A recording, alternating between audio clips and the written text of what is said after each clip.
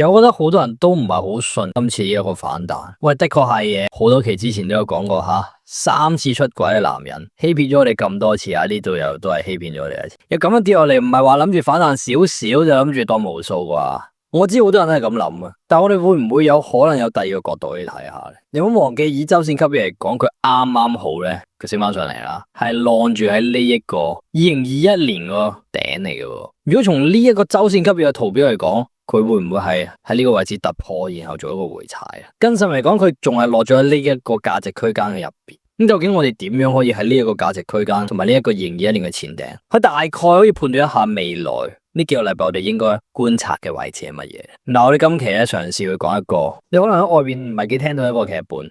2025年2月9號，我係花多呢個 channel 咧係會結合鏈上數據走勢去分析，去研判一下比特幣嘅走勢。Like、subscribe、comment、share 我哋呢個 channel。我唔係定期更新，如果你唔 set 埋 alarm 嘅話咧，你應該就會錯過我最新嘅睇法。嗱，比特幣喺過去呢個星期暴跌啦，點啊？係咪覺得好出奇啊？其實唔使出奇嘅，如果你有睇我哋嗰個 YouTube 行情分析咧，基本上200幾年前我哋已經講過，如果跌穿咗一啲特定嘅位置咧，例如呢啲咩85啊、86啊，呢個位置係真空啊嘛，跌晒落去嘅機會好大。嗱，呢度都個箭嘴都畫咗。喂，睇翻呢條片幾耐之前啊？1個月之前已經開始講呢樣嘢，跟住嘅係往後幾條片，我哋都不斷去重複呢個觀點。嗱，直至到上一期，我哋有一啲更加仔細嘅一啲睇法喺度。我哋有提過，如果喺呢一個邊緣位置嘅話咧，佢一路弱咧，一路好弱咁樣咧，出現呢個反彈減少咧，咁嘅情況咧，跌落去嘅機會咧就好大。咁樣跌落去咧，睇唔睇到啊？好有可能係一啲好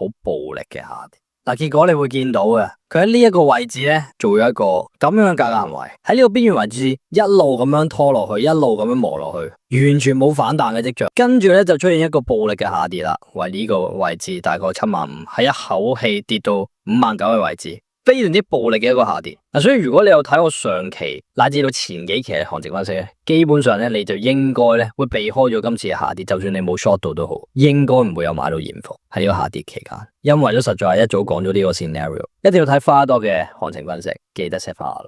嗱，咁而家跌咗落嚟啦，咁我哋應該又點樣去對待而家嘅盤面咧？嗱，事實上咧，你會見得到嘅下跌嘅位置咧，大概係59000嘅位置咧，其實佢做咗個反彈。我哋之前有講過55000呢個係總體成本一個位置，佢冇去到呢個 realized price 位置，佢就出現咗個反彈。而呢個位置代表嘅係乜嘢咧？大致上喺 all time high 跌咗大概50% 嘅位置。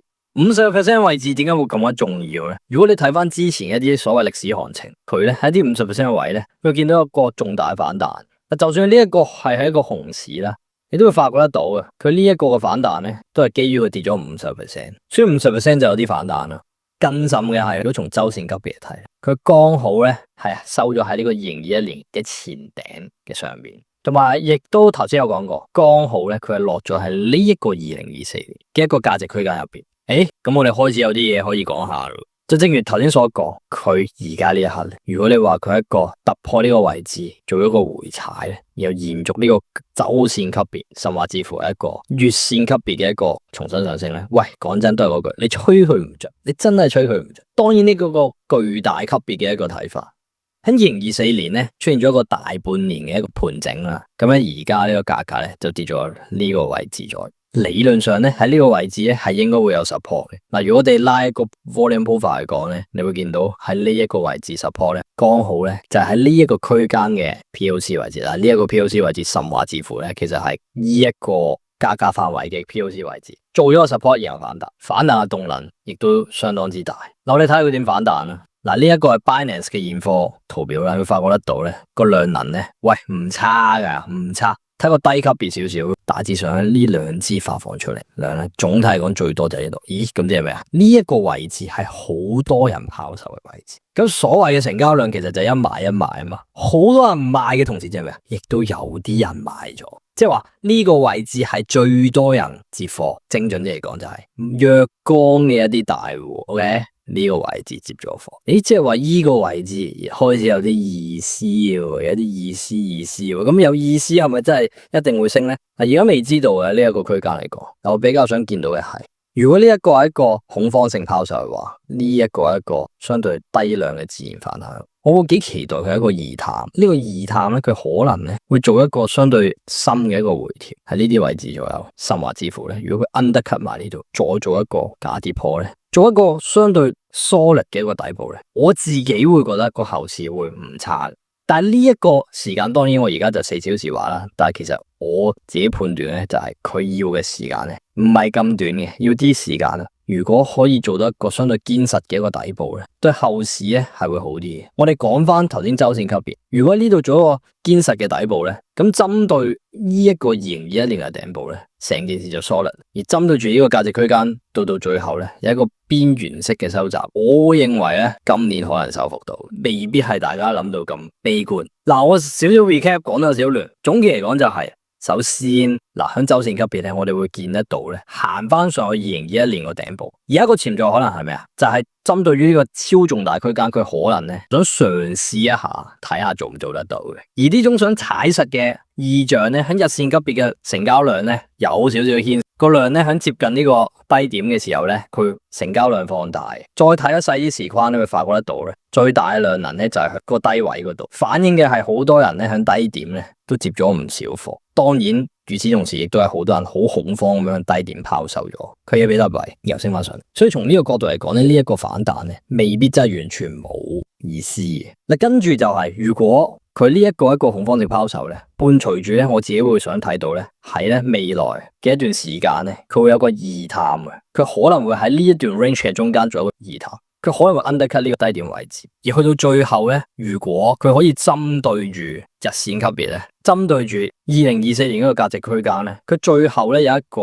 邊緣式嘅收窄咧，咁樣我會認為咧呢一個solid嘅底部咧已經完成，然後咧呢個位置咧會係一個唔錯嘅一個所謂牛市嘅收復。但係同樣地，如果佢針對住呢個前低點嘅位置咧，佢真係做到一個動力喪失咧，下方呢一個位置咧做一個邊緣式嘅籌碼消化咧，就可能係一個下跌嘅一個延續。下一個睇嘅位置就係頭先所講55K 嘅位置啦，甚或至乎就係2024年個低點位置，講緊嘅係49000。雖然有關鍵嘅就係佢究竟喺呢一個位置同埋呢一個位置嘅呢一個區間，佢究竟係點樣去做法？對於我嚟講，我會想見到佢大量時間咧喺 premium 嘅位置咧，我自己會覺得最開心。但係如果咧佢真係要喺呢度咧消化籌碼再下跌咧，我頭先所講嘅諗法咧，可能就唔成立啦。我哋睇呢個 percent supply in profit 咧，幾個嗰啲歷史上咧低點咧，好多時咧掂到50% 咧，其實會發覺得到咧，價格咧係開啟一段重新嘅升浪。喺上一次呢個位置左右咧，大概係48% 左右。嗱，而家咧其實佢未完全去到50%。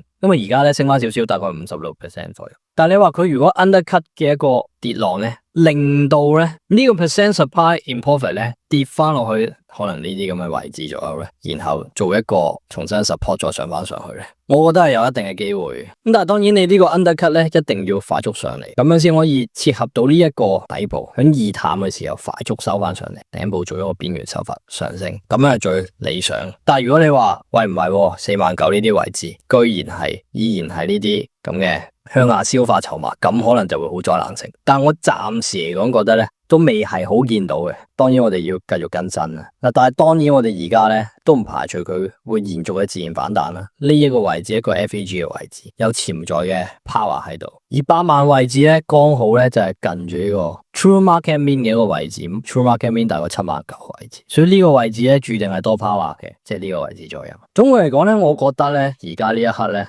我唔敢講佢已經沉咗一個低點，但係睇好多唔同嘅數據喺呢個位置咧，其實佢開始有人買入。我諗緊嘅會唔會就係呢啲咁嘅位置？佢喺跌多格之後咧，就做咗個底部，然後就快速向上升。當然我哋視呢個先為低點啦，但係我哋知道嘅就係嗰啲咁嘅巨鯨啊，或者啲大資金，其實喺呢個位置佢已經買入緊噶啦。你會發覺得到佢 last 咗有成3-4個月嘅時間，佢跟住跌多格，再盤整多1個月，佢就形成咗一個重大升。我唔敢講話而家呢一刻會形成一個重大升浪，但係如果呢一刻有一個良好嘅價格行為咧，我會毫不猶豫咧轉翻提到。關鍵嘅咧就喺呢個位置，因為喺呢一個周線級別嚟講，佢都仍然係有收復嘅權利。我係花多，今期咧嘗試咧俾一個截然不同嘅觀點俾大家，希望大家多個角度去思考。我哋下期再見，拜拜。